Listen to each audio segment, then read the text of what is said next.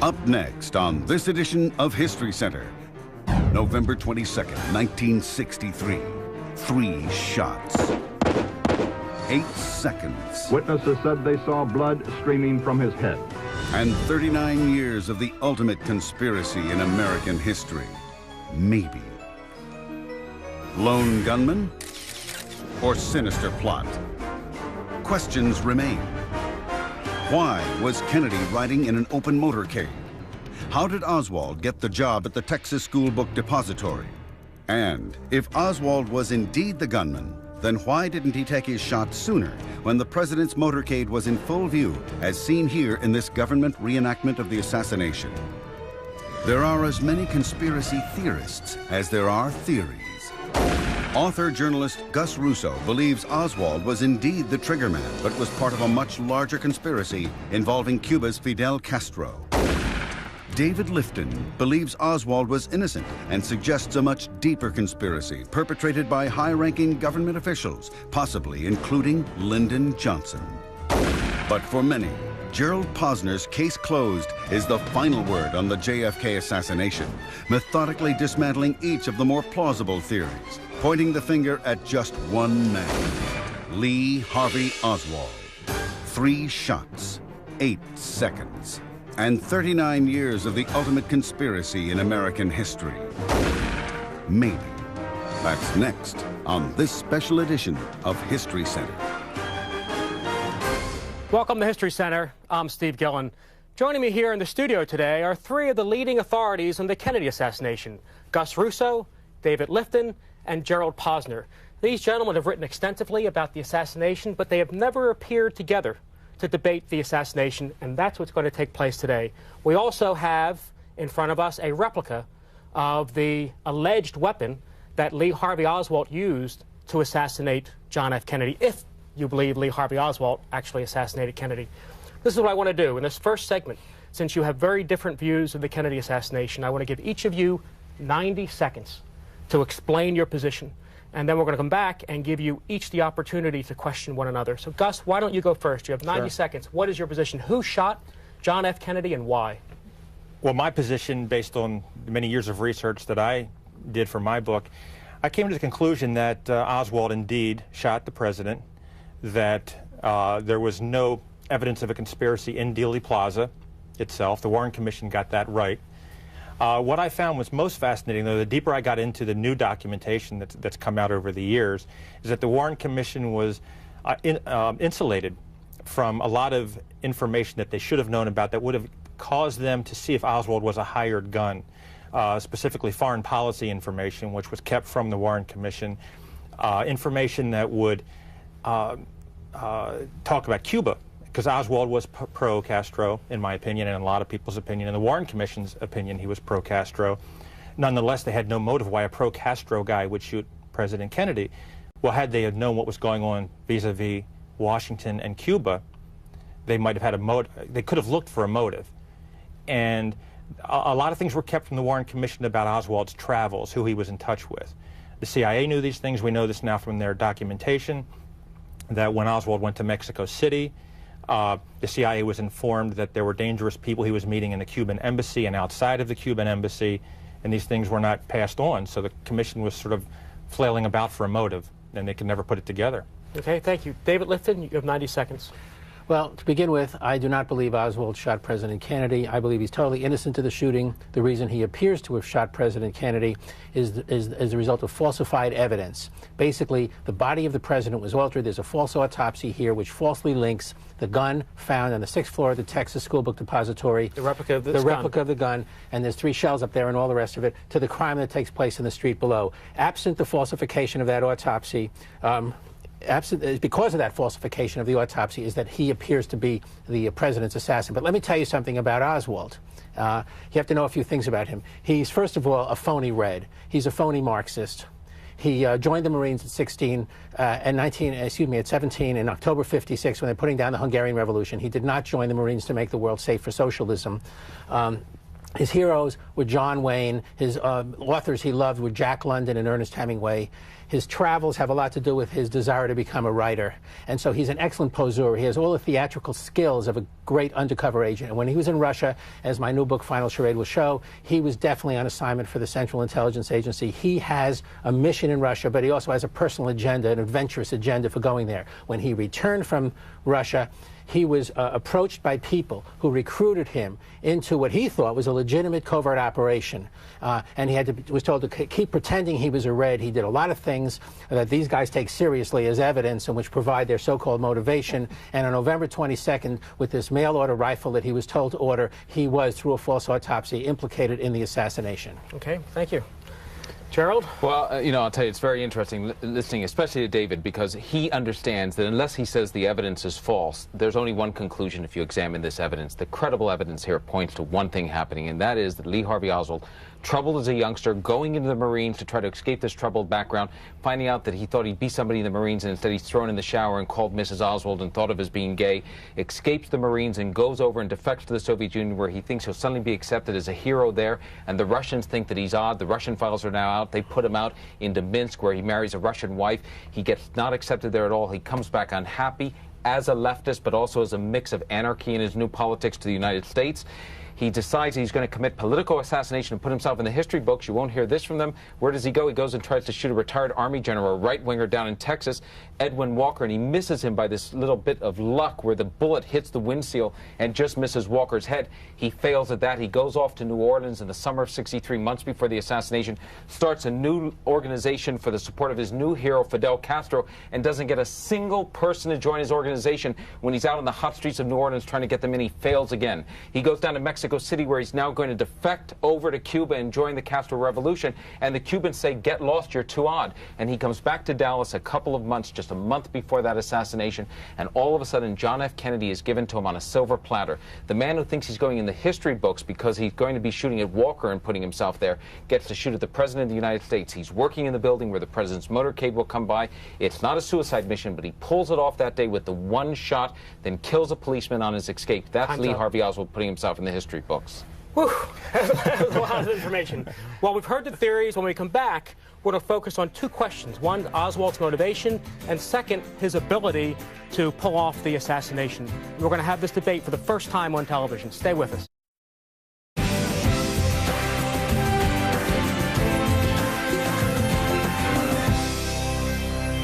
Welcome back to History Center. We're having our debate, first ever debate among leading authors about the Kennedy assassination. And there's so much here. There's so much controversy, so many things we could focus on. I want to zoom in on just two critical issues. The first is, what were Oswald's motivation for shooting Kennedy? And secondly, did he have the ability to pull off the assassination? Now, David, you don't believe Oswald shot Kennedy, so the issue of motivation for you is irrelevant. Correct. The issue is irrelevant. To my standpoint, it's what is the psychology, and was he involved as a secret agent when he went to Russia? Is he a pretender? And when he went to Russia, there's a number of things that indicate that he was a pretender. For the first of all, he was a lover of John Wayne. He joins the Marines, and he's supposedly a socialist. He's joining the Marines at the same time that there's the Hungarian Revolution. He didn't join the Marines to make the world safe for socialism. When he's over there in Russia, he writes a manuscript. He refers to Castro as a fellow traveler. On the way back on the boat, he talks about, he says, when they had convinced themselves that I was the naive American who believed in communism, they let me stay. So to me, this is all indications that he's a phony Marxist. Phony Marxist? Boy, I'll tell you, David, if the evidence of him being a phony Marxist is like John Wayne, you haven't convinced me. I mean, this is somebody who I think was really committed not only to the left, he was committed to it, but in my view of Oswald, he also had a bit of sort of anarchy built into his political philosophy. The Lee Harvey Oswald that I came to understand from my study of him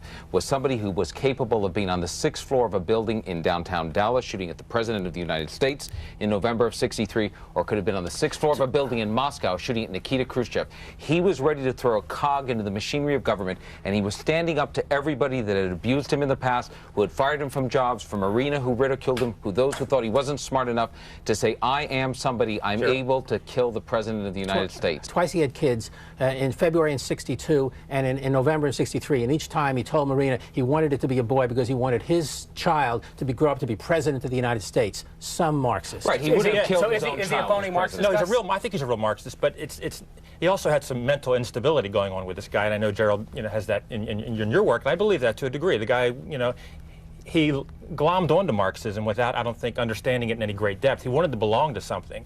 But I think one consistent theme in his life was Fidel Castro. From the time he joined the Marines at 16 or 17, whatever, he talked about Castro's revolution. A lot of Americans, a lot of liberals, a lot of lefties, you know, latched onto this idea, this romantic revolution. Oswald stayed with it. After he came back from Russia, he joined the Fair Play, tried to join the Fair Play for Cuba Committee. He hands out Viva Fidel pamphlets. He has an argument with his wife. If they were going to have a baby boy, he was going to name it Fidel. She didn't want that. So let me make sure I understand the positions. You believe that Oswald had no motivation to shoot Kennedy. Red, white, and blue American. Red, white, and blue American. You believe he's actually pro-Cuban. Pro-Cuban. But you think he's a nut. Yeah, nut is too easy to say about him. I think he was certainly unstable, and it's one of the reasons I believe he was so unstable that no intelligence agency would use him. Even the Cubans and the Russians were too smart not to use him. And those files are now out. We now know from the intelligence people that they thought there was something strange about him. The United States wouldn't use him. It was that instability that ran through his life. And David, of course he might want his child to grow up to become the president of the United States. What good Marxists wouldn't to change the system and overthrow it if that's the case. Well, but it doesn't mean he didn't shoot the president. Hinckley was a red, white, and blue American and still shot at Reagan, so it doesn't mean anything to me. But in the end, when you examine him, this is what's critical to me. I agree with Gus Russo in the sense that Oswald was the shooter. I disagree with you about the extent to which you think he was involved with the Cubans.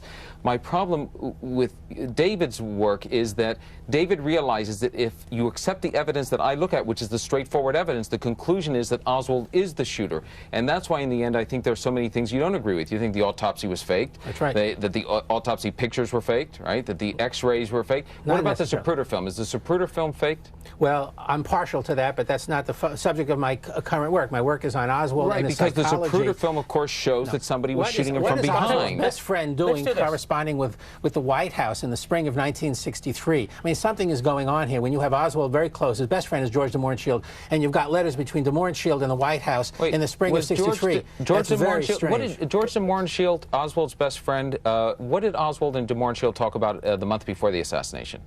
The month before the assassination, right. No, wait a second. They weren't associated with each other? But they were Had de Mohrenschildt already left Oswald's life? Absolutely. Oh, okay. I missed that. Absolutely. Let's talk about his ability to execute the assassination. You mentioned the Zapruder film. The Zapruder film documents the Kennedy assassination. Now, one of the key components of the Warren Commission is the theory of the magic bullet. Now, Gerald, can you explain for us? We have the weapon here, the supposed weapon that Lee or Harvey Oswald used, and a facsimile of the bullet itself. Tell me what the magic bullet was and why it's important. Let me tell you, I think this is absolutely critical. If somebody is shooting, if you want to say it's Oswald or whoever else, and I think it's Oswald, shooting the president from behind that day, and I think the Zapruder film shows that the only shots that hit the president and Connally came from behind. One of the theories that the Warren Commission had was that one bullet happened to pierce the high rear neck portion of the president and went on to hit the governor at the same time and came out in relatively good condition, just slightly flattened. That was called the so-called magic bullet. They couldn't prove it at the time. They guessed at it. They worked back into that, as a matter of fact. Specter did, the senator from Pennsylvania. Today you can prove that that happened. And as a matter of fact, this is what the bullet looks like. This is the fully jacketed metal bullet, the 6.5 millimeter shell. That's not the shell, it's just the bullet itself. This is what went through the president that day. That's what hit him in the back of the head. This is a 165 grain bullet. It's a heavy bullet. And if you think that Oswald's not capable of carrying out the assassination or anybody else back there, this is the 9138 Mannlicher Carcano. The only difference from Oswald's is it's a little bit longer on the stock. And as Marina used to describe, he used to sit in New Orleans and all night long operate this bolt, just like this. And anybody who thinks that the bolt's difficult to operate, I ask any of you to operate it. You can operate in a matter of a fraction of a second. Oswald was a marksman in the Marines. He took 3 shots that day, and only one does the trick, catches Kennedy in the high rear portion of the head, an inch and a half higher. Oswald misses. We now know from Hinckley, an inch over Reagan's dead. That's the difference between these assassinations being successful or not. So 3 bullets in how many seconds? About 8.2 seconds. You accept that? I agree. You accept? Yeah. Oswald shot, using a weapon like this, shot 3 bullets. There was a magic bullet. The evidence is overwhelming, I think. David? The story of Oswald and the 3 shots that these guys believe in is Goldilocks and the 3 bears. He believes in a conspiracy 4 bears, okay? Other than that, this thing is a total fraud based on a false autopsy because the body in President Kennedy in Dallas, Texas, according to the original medical documents, was shot from the front. By the time it gets to Bethesda in a body bag and with head surgery, yes, it looked like it was shot from behind. Here's the question I have. If we're sitting around planning the assassination beforehand, we say, let's get rid of that no-good president. We're going to get rid of him. We're going to frame trained this guy Oswald, who's such a patsy, he's a dope. He's not a dope, but we'll pretend that somebody's shooting from behind. Correct. And we'll grab the president's body, we'll steal it, we'll take the brain out, we'll fake the autopsy, we'll fake the photographs, we'll do the x-rays, we'll fake the Zapruder film and all of this. I would say to you, why go through all of that? Hundreds of conspirators possibly could unravel. Why don't we just put the world-class assassin, instead of on the grassy knoll, put him behind the president? Let's shoot the president from the rear so that the real evidence is there. That's the simpler thing to do. Have overlap. No, you can't shoot the president with a $12 rifle. And as you know from your writings about unintended consequences, is that they planned to shoot the president in a certain way and get those bullets out immediately. It did not happen, and there was a botched operation to alter that body before it got to Bethesda. I'll tell you what I want to do. We have a film that the Secret Service took, a reenactment of what Oswald saw from the 6th floor depository building. I want to look at this film, and I want you to watch this. Now, this is what Lee Harvey Oswald would have seen. Now, the question I have for Gus and Gerald, why doesn't Oswald shoot now? I mean, wait, he's right in front of him. Oswald, he's the Kennedy is coming right toward him. Now, he waits. He waits. Let me finish. He waits until the car turns, and he fires the shots now as the car is moving away. Why doesn't he shoot? Because you have to be standing in the 6th floor of the depository to understand this. And what happens if Oswald takes the first shot as the car is coming toward him, and we just saw in the film, he's completely exposed to the buildings to the left of him, which are as high as the Dallas School Book Depository. Everybody hanging out the window looking at the motorcade that day immediately sees the assassin in the middle of the window looking and firing down at the car. This is not a suicide mission. This is a man who wanted to get away. He has a chance of getting away if all they see out the window is just the barrel of the gun. Only a few witnesses see him. He does escape from Dealey Plaza, and if he doesn't run into the cop, he gets all the away. faces were facing Oswald. If he'd have taken the shot then, what he did was he had set up his perch with these boxes on the windowsill, faced long range downwind down the hill, away from when the viewers were all had their backs to the depository. He had pre-planned to shoot that way. Had he shot Kennedy earlier on, he had to come out of his nest, but he had prepared that way. But David, for you, that film supports, you think, correct. That is one of the many implausibilities connected with this case, and it's always been inexplicable to me why Oswald wouldn't just fire one shot when he was so close. You don't find now that I explain that to you, no, I don't. You still don't find it. You still right? No, I don't find it a convincing explanation. No. Okay, I'll tell you. We're going to take a break. You mentioned the autopsy. When we come back, we're going to talk about the autopsy that took place after Kennedy was assassinated. Stay with us. We'll be right back.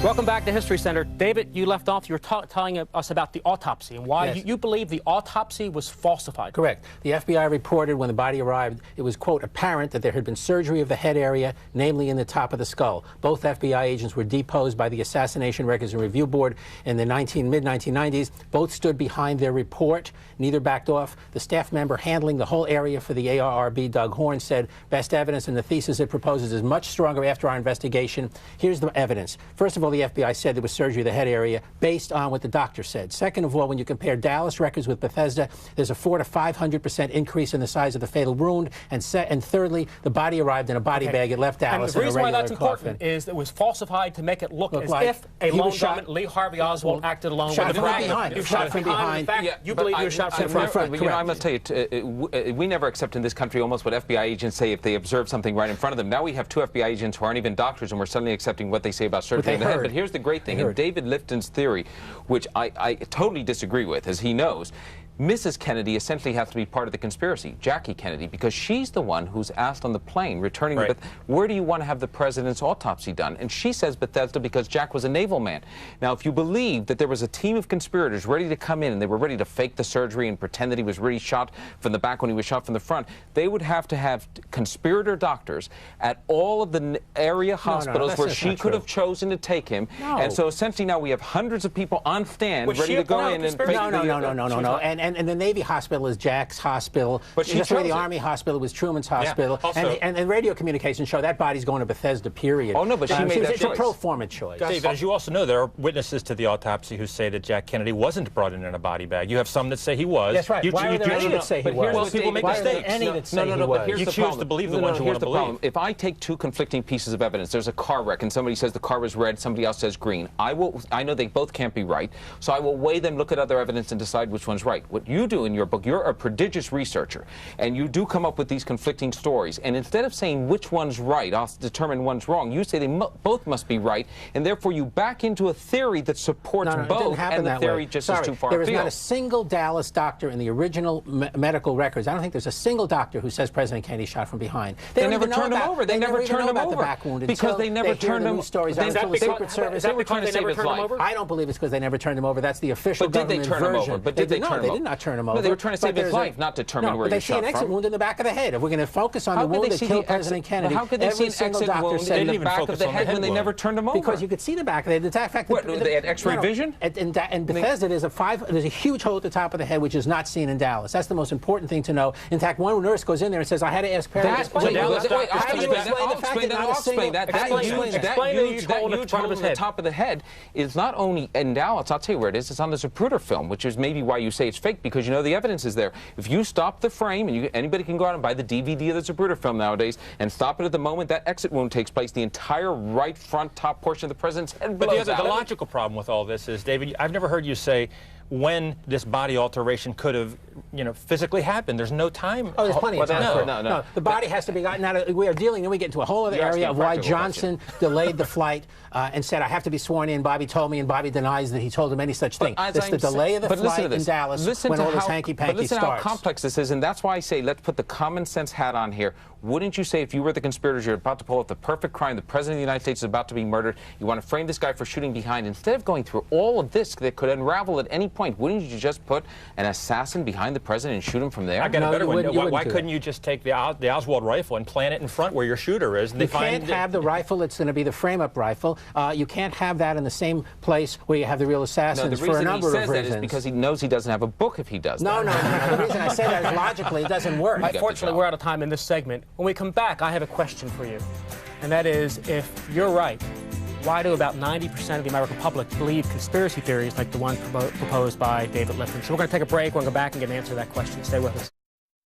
Welcome back to History Center. Gerald, what's the answer to the question? Why do people believe David if you're so right? Well, I think, first of all, because they've heard all these questions over the years about the assassination. The single bullet couldn't have happened. These mystery witnesses were killed over time. We don't trust our government. We've come not to believe it. They've read too many books like David's. They've seen the Oliver Stone film. They haven't read Case Closed. And in the end, we want to believe in some ways that this great charismatic president, John Kennedy, he couldn't have been taken down by a 23-year-old, just turned 24-year-old sociopath, Lee Harvey Oswald, with, as David always says, a $12 rifle.